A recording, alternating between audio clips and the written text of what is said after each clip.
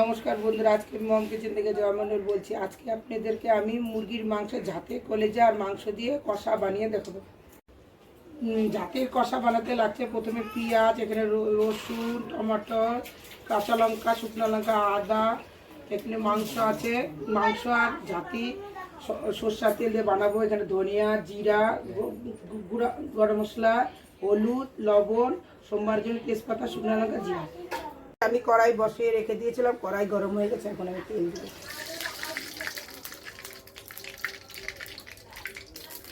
তেলটা গরম হয়ে গেছে, এখন আমি সোমবার দিব। তেজপাতা, শুকনো লঙ্কা আর জিরা সোমবার দেব। অল্প একটু কালারের জন্য অল্প একটু আমি চিনি দিব। এখন আমি পেঁয়াজগুলো দিয়ে দিব সব তেলের ভিতরে।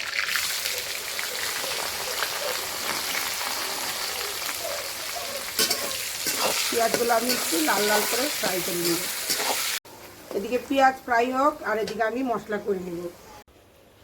এখন আমি লঙ্কা আর শুকনো লঙ্কা, কাঁচা লঙ্কা দিব, রসুন নিব, রসুন দিলাম, আদা দিলাম। এখন এগুলো আমি পেস্ট করে নিব। পেঁয়াজ ভাজা হয়ে গেছে, এখন আমি এর মধ্যে মশলাগুলো দিয়ে দেব।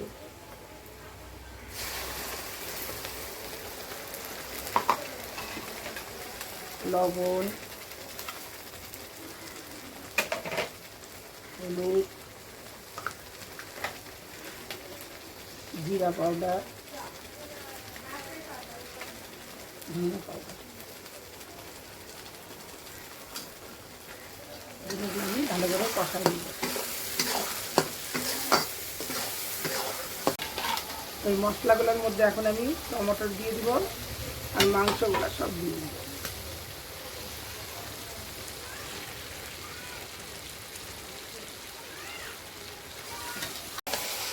এখন এই মাংসগুলোকে আমি ভালো করে এখন কষাবো।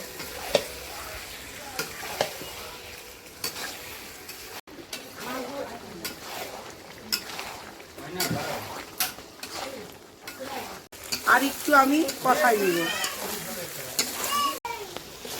মাংস আমার কষানো হয়ে গেছে, আমি অল্প একটু জল দিয়ে দেব।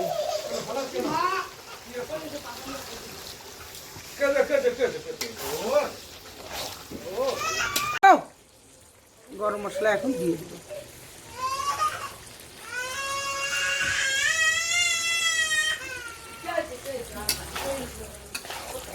আর একটু ফুটলে আমি নামিয়ে দেব।